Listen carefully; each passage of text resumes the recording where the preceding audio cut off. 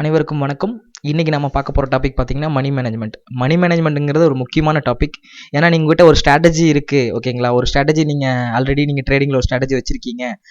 அந்த ஸ்ட்ராட்டஜி வந்து என்னதான் நீங்கள் ஸ்ட்ராட்டஜி வச்சுருந்தாலும் மணி மேனேஜ்மெண்ட்னு ஒரு விஷயத்தை நீங்கள் ஃபாலோ பண்ணலைன்னா நீங்கள் வந்து ஒரு சஸ்டைனபிள் ஓகேங்களா ஒரு கண்டினியூஸ் வந்து ப்ராஃபிட்டபிள் ட்ரேடராக இருக்க முடியாது. ஸோ இது ஒரு முக்கியமான டாபிக். ஸோ அதனால் இந்த வீடியோவை மிஸ் பண்ணாமல் பாருங்கள். வாங்க வீடியோக்குள்ளே போகலாம். வீடியோக்குள்ளே போகிறக்கு முன்னாடி நம்ம சேனலை இது வரைக்கும் சப்ஸ்கிரைப் பண்ணாமல் இருந்தீங்கன்னா சப்ஸ்கிரைப் பண்ணிக்கோங்க. கூடவே அந்த பெல் ஐக்கனையும் கிளிக் பண்ணிக்கோங்க, சரிங்களா? ஃபஸ்ட்டு நம்ம பார்க்கக்கூடியது don't focus on points or பிப்ஸ்ன்னு சொல்லக்கூடியது, சரிங்களா? இதில் வந்து இதில் என்ன முக்கியமான விஷயம் இருக்குன்னா, நீங்கள் வந்து பிப்ஸை வந்துட்டு பாயிண்ட்ஸை மட்டும் ஃபோக்கஸ் பண்ணும்போது நீங்கள் ட்ரேட் பண்ணக்கூடிய ஒரு எமோஷனல் பாண்டிங் அதில் இருக்காது. சே ஃபார் எக்ஸாம்பிள், இப்போ வந்து நீங்கள் ஒரு கடை வச்சுருக்கீங்க, இல்லை ஒரு பொருள் வாங்கி நீங்கள் விற்க போகிறீங்க. அந்த பொருள் வாங்கி விற்கும்போது நீங்கள் கையில் காசு கொடுத்து ஒரு பொருளை வாங்கி நீங்கள் சேல் பண்ணுவீங்க. ஸோ அப்போ வந்து நீங்கள் லாஸ் பண்ணால், நீங்கள் ஒரு 20 ரூபாய்க்கு வாங்கி ஒரு 25 ரூபாய்க்கு விற்க போகிறீங்க அப்படின்னா உங்களுக்கு வந்து ஒரு 5 ரூபா ப்ராஃபிட் இருக்குங்கிறது உங்களுக்கு வந்து ரியல் டைமில், அதாவது ஃபிசிக்கலாக நீங்கள் மணி கேரி பண்ணும்போது உங்களுக்கு அந்த ஃபீல் இருக்கும்.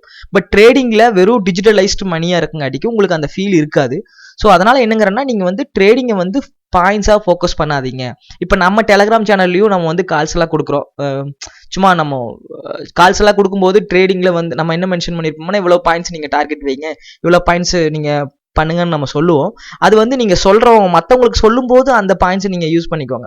மற்றபடி நீங்கள் ட்ரேட் பண்ணும்போது கண்டிப்பாக வந்து டாலரா இல்லை நீங்கள் இந்தியன் மார்க்கெட்டில் ட்ரேட் பண்ண போகிறீங்கன்னா எவ்வளோ அமௌண்ட், அதாவது ஐஎன்ஆரில் நீங்கள் எவ்வளோ லாஸ் பண்ண போகிறீங்க, ருபீஸாக எவ்வளோ லாஸ் பண்ண போகிறீங்க, ஸ்டாப் லாஸ் வைக்க போகிறீங்க, ஒவ்வொரு ட்ரேடுக்கும் எவ்வளோ டார்கெட் வைக்க போகிறீங்கிறது தான் நீங்கள் ஃபோக்கஸ் பண்ணணும். ஸோ இனிமேல் நீங்கள் பாயிண்ட்ஸை ஃபோக்கஸ் பண்ணக்கூடாது, ஓகேங்களா? ஃபஸ்ட்டு இன்னிலிருந்து நீங்கள் அதை ட்ரை பண்ணி பாருங்கள், உங்களுக்கு எப்படி சேஞ்சஸ் வருதுன்னு பாருங்கள். ஏன்னா நான் இது வந்து ப்ராக்டிஸ் பண்ணிவிட்டு உங்களுக்கு நான் சொல்கிறேன். இது நான் கற்றுக்கிட்ட விஷயம், அதே நேரத்தில் இது இம்ப்ளிமெண்ட் பண்ணி எனக்கு ஒரு நல்ல சக்ஸஸ் கொடுக்குது. ஸோ அதனால தான் இந்த மணி மேனேஜ்மெண்ட் நீங்கள் ஃபாலோ பண்ண சொல்கிறேன். இதில் வந்து நீங்கள் மணி மேனேஜ்மெண்ட்னு சொன்னோன்னே நீங்கள் வந்து எவ்வளோ ட்ரேட் எடுக்கலாம், எத்தனை ட்ரேடு, இந்த மாதிரி இல்லாமல் இது நீங்கள் ஃபுல்லாக நீங்கள் இதை பார்க்கும்போது உங்களுக்கு ஒரு ஐடியா கிடைக்கும், சரிங்களா? ஸோ நீங்கள் வந்து ஒவ்வொரு ட்ரேட்லேயும் எவ்வளோ லாஸ் எடுக்க போகிறீங்க, எவ்வளோ ப்ராஃபிட் எடுக்க போகிறீங்கிறது நீங்கள் பாருங்கள். ஏன்னா நம்ம அதை பார்க்குறதே இல்லை. என்ன சொல்கிறது, ஒரு பாயிண்ட்டவே நம்ம பார்த்துட்டு இருக்கோம். பாயிண்ட்ஸில் இவ்வளோ பாயிண்ட்ஸ், நான் 50 பாயிண்ட்ஸ் டார்கெட் வச்சிருக்கேன், 100 பாயிண்ட்ஸ் டார்கெட் வச்சிருக்கேன், ஸ்டாப் லாஸ் இவ்வளோ வச்சிருக்கேன், அப்படி தான் நம்ம பார்க்குறோம். ஸோ அப்படி பார்க்காதீங்க. அண்ட் தென் இன்னொரு பெரிய பிரச்சனை, ட்ரேட் பண்ணுறவங்கலாம் வந்து இது ஒரு பிஸ்னஸாக பார்க்க மாட்டேங்கிறாங்க. ட்ரேடிங்கிறது ஒரு பிஸ்னஸ், ஓகேங்களா? நீங்கள் இந்தியன் மார்க்கெட் ஸ்டாக் மார்க்கெட் பண்ணாலும் சரி, ஃபாரெக்ஸ் மார்க்கெட் பண்ணாலும் சரி, இது ஒரு பிஸ்னஸாக பாருங்கள். இப்போ நீங்கள் ஃபார் எக்ஸாம்பிள் நீங்கள் வந்து ஒரு கடை வச்சிருக்கீங்க, ஃபாஸ்ட் ஃபுட் கடை வச்சிருக்கீங்க. ஈவினிங் டைமில் நீங்கள் அந்த கடையை ஓப்பன் பண்ணுறீங்க. நீங்கள் அதை எப்படி பார்ப்பீங்க? ஒரு பிஸ்னஸாக தான் பார்ப்பீங்க. ஒர்க்குக்கு போயிட்டு வந்துட்டு நீங்கள் அந்த ஃபாஸ்ட் ஃபுட் கடை ஓப்பன் பண்ணுவீங்க, அது ஒரு பிஸ்னஸாக பார்ப்பீங்க. அதில் எப்படி நம்ம இது பண்ணலாம் அப்படிங்கிறதான் நீங்கள் பார்ப்பீங்க. ஸோ இந்த மாதிரி நீங்கள் வந்து இந்த மென்டாலிட்டியை மாற்றுங்க. இது எப்படின்னா ஒரு கேமிங் மென்டாலிட்டி ஆயிரும். நீங்கள் பாயிண்ட்ஸை ஃபோக்கஸ் பண்ணும்போது, கேம் விளையாடும்போது இவ்வளோ பாயிண்ட்ஸ் அச்சீவ் பண்ணியிருக்கோம், யுவர் சக்ஸஸ் அச்சீவ் அப்படின்னு சொல்லிட்டு வரும் பார்த்தீங்களா? அந்த மாதிரி பாயிண்ட்ஸை ஃபோக்கஸ் பண்ண வேணாம். ஸோ இது ஒரு பிஸ்னஸாக ஃபோக்கஸ் பண்ணும்போது தான் உங்களை ரியல் டைமில் அச்சீவ் பண்ண முடியும், ஓகேங்களா? அண்ட் தென் பார்த்தீங்கன்னா எவ்வளோ டாலர் லாஸ் பண்ணியிருக்கீங்க, எவ்வளோ டாலர் ப்ராஃபிட் பண்ணியிருக்கீங்க, அந்த மாதிரி ஒரு மோட்டிவேஷனில் பாருங்கள், சரிங்களா? நம்ம அடுத்த ஸ்லைடுக்கு போகலாம் வாங்க. பர்சன்டேஜ் மாடல், ஓகேங்களா? நிறைய பேர் பார்த்தீங்கன்னு வச்சுக்கோங்களேன், யூடியூப் சேனல்லாம் சொல்லக்கூடியது வந்து பார்த்தீங்கன்னா மணி மேனேஜ்மெண்ட்னா பர்சன்டேஜ் மாடலில் ஒர்க் பண்ணுங்க. ஏங்க ஒரு 1 lakh வச்சிருக்கீங்கன்னா, ஒருத்தர் சொல்லுவார் 1 lakh வச்சிருக்கீங்கன்னா 1 lakhல 1% ரிஸ்க் எடுங்க அப்படிம்பார். ஸோ அந்த பர்சன்டேஜ் ரிஸ்கே வேணாங்க, ஓகேங்களா? எப்போவுமே வந்து நீங்கள் வந்து பர்சன்டேஜ் ரிஸ்க் எடுக்கும்போது என்ன ஆகுனா, நீங்கள் ஒரு பர்சன்டேஜுக்கு இப்போ 1000 ரூபாய் நீங்கள் 1 லட்சம் ரூபாய்க்கு லாஸ் பண்ண போகிறீங்க. அடுத்தது 900 ரூபாய் இருக்கும், ஓகேங்களா? 90,000 ரூபாய் இருக்கும். இந்த 90,000 ரூபாயில், ஓகேங்களா, அதிலிருந்து நீங்கள் வந்து எவ்வளோ வந்து லாஸ், ஓகேங்களா, அதுலேருந்து தான் 2% மாதிரி ரிஸ்க் எடுப்பீங்க. ஸோ இந்த மாதிரி பார்த்தீங்கன்னு வச்சுக்கோங்களேன், இப்போ இந்தியன் மார்க்கெட்டில், கரன்சி மார்க்கெட்டில் எடுத்தீங்கன்னா, இப்போ $1000 நீங்கள் வச்சிருக்கீங்க, $100 ஸ்டாப் லாஸ் வச்சிங்கன்னா, ஓகேங்களா, $900 உங்கள்கிட்ட இருக்கும். $900க்கு வந்து நீங்கள் மறுபடியும் ஒரு 2% ரிஸ்க் எடுக்கிறீங்க அப்படின்னா, ஸோ அந்த மாதிரி பர்சன்டேஜ் ரிஸ்க்காக இல்லாமல் நீங்கள் ஒரு டாலர் பேஸ்ட் ரிஸ்க்காக எடுங்கன்னு சொல்கிறேன். ஏன்னா நீங்கள் சீரியஸ் லாஸ் ஆகும்போது என்ன ஆகும்னா, உங்களோட பர்சன்டேஜ் வந்து அப்படியே தான் இருக்கும், ஆனால் கேபிட்டல் ரெடியூஸ் ஆயிருக்கு. ஸோ அதனால பர்சன்டேஜ் மாடல் நீங்கள் ஃபோக்கஸ் பண்ண வேணாம், ஓகேங்களா? டாலர் பேஸ்டு இல்லை இந்தியன் ருபி நீங்கள் பண்ணுறீங்கன்னா இந்தியன் அமௌண்ட்டில் நீங்கள் ரிஸ்க் எடுங்க. அந்த மாதிரி தான் நீங்கள் ஃபோக்கஸ் பண்ணணும், ஓகேங்களா? அண்ட் தென் நெக்ஸ்ட் ஸ்லைட் போவோம். ஸ்டாப் லாஸ், ஓகேங்களா? மணி மேனேஜ்மெண்ட்டில் ஸ்டாப் லாஸ் நீங்கள் எப்படி வைக்கிறீங்கிறது ரொம்ப முக்கியம். சில ரெண்டு விதமான ட்ரேடர் நம்ம இங்கே கொடுத்துருக்கோம். ஒரு ட்ரேடர் திங்க் பண்ணுறாரு என்னன்னா, நம்ம வந்து ஸ்டாப் லாஸ் வந்து கம்மியாக வச்சோம்னா ஸ்டாப் லாஸ் கம்மியாக அடிக்கும், அப்போ நம்ம கம்மியாக ஸ்டாப் லாஸ் வைக்கலாம். ஸோ இல்லை ஸ்டாப் லாஸ் வந்து அதிகமாக வைக்கும்போது நமக்கு ஸ்டாப் லாஸ் அதிகமாக அடிச்சிடும், ஸோ நம்ம அதனால் கம்மியாக வைக்கலாம். ஸோ 2 பேரும் மாற்றி திங்க் பண்ணுவாங்க. ஸோ ஆனால் எல்லாரும் நம்ம இது வந்து பார்த்தீங்கன்னா ரொம்ப முக்கியமானது ஃபாரெக்ஸ் ட்ரேடிங்க்கு. எல்லாருமே வந்து இந்த பொசிஷன் சைஸ் கால்குலேஷன் ஒன்று இருக்குது, அதை வந்து யாருமே ஃபோக்கஸ் பண்ணுறதில்ல. ரொம்ப முக்கியமான டாபிக். எனக்கே ரொம்ப நாளாக நான் வந்து பொசிஷன் சைஸ் எல்லாம் கால்குலேட் பண்ணி ட்ரேடே எடுக்க மாட்டேன். நான் ஒரு ஸ்டாண்டர்டாக $2000 வச்சுருக்கேன்னா, ஒரு $5000 வச்சுருக்கேன்னா 0.5 எல்லா ட்ரேடுக்கும் 0.5 தான் எடுப்பேன். ஓகேங்களா? பார்த்தீங்கன்னா இப்போ $1000 வச்சுக்கணும்னு வச்சுக்கோங்களேன். இப்போ எக்ஸாம்பிளுக்காக நான் ஒரு சின்ன ஒரு இமேஜ் போட்டிருக்கேன் பாருங்க. இது வந்து ஹேமர். நம்ம hammer, hanging man, shooting star இந்த மாதிரி கேண்டில்ஸ்லாம் நம்ம சொல்லுவோம். அதை பேஸ்ட் தான் நம்ம ப்ரைஸ் ஆக்ஷன் பேஸ்ட் தான் ட்ரேட் எடுக்க சொல்லுவோம். இப்போ இந்த மாதிரி ஒரு கேண்டில் ஃபார்ம் ஆயிருக்குங்க. இந்த கேண்டில்ல நீங்க வந்து பாத்தீங்கன்னா விக் இந்த அளவுக்கு இருக்கு. ஓகேங்களா? ஹெட் இந்த அளவுக்கு இருக்கு. ஹெட் அண்ட் விக். இப்போ நீங்க ஸ்டாப் லாஸ் நீங்க இங்க பை எடுக்கிறீங்கன்னா இங்க ஸ்டாப் லாஸ் வைப்பீங்க.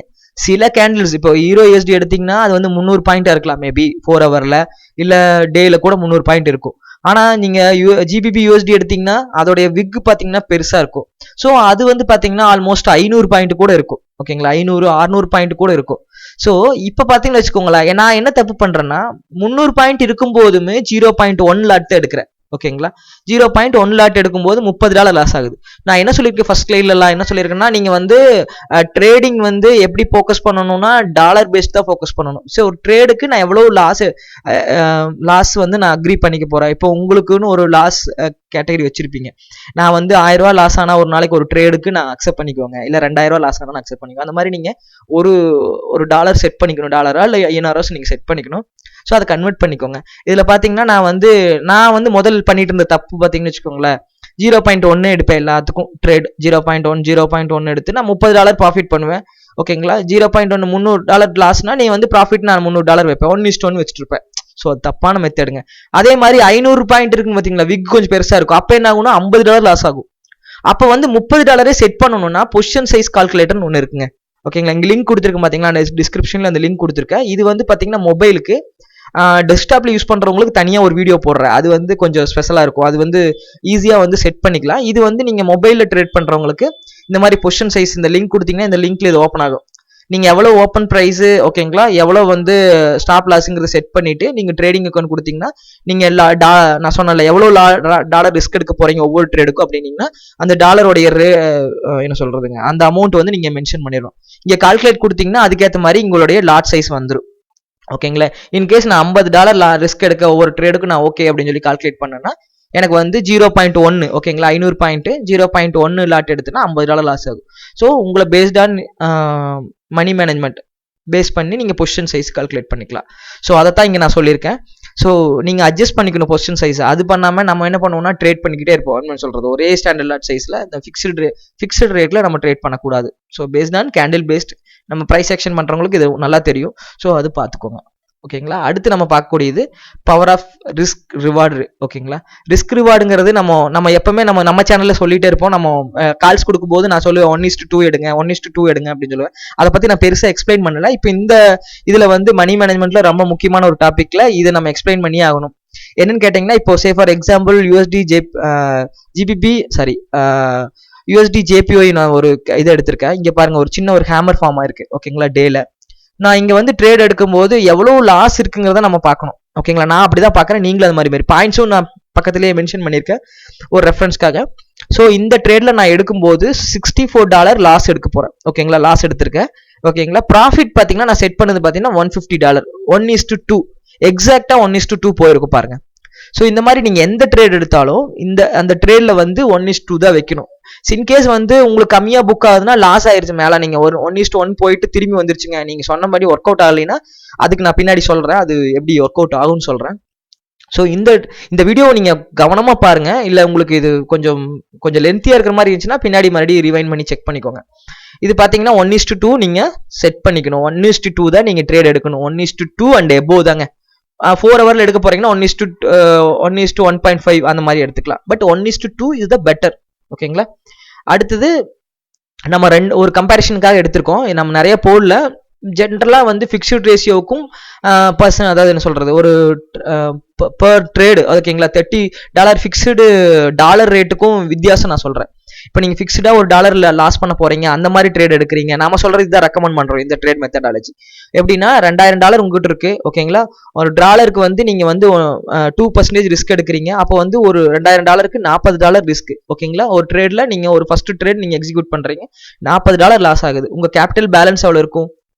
$1960, ஓகேங்களா. உங்களுக்கு பெண்டிங் இருக்கும், ஏன்னா $40 லாஸ் ஆயிடுச்சுன்னா. நீங்க என்ன பண்ணுவீங்க, மறுபடியும் $40 தான் ரிஸ்க் எடுப்பீங்க. $40 ப்ராஃபிட் வச்சிங்கன்னா $120 ப்ராஃபிட் வைப்பீங்க. இப்போ நம்ம எப்படி பண்ணிருக்கோம்னா 50-50 நம்ம எடுத்திருக்கோம், ஓகேங்களா.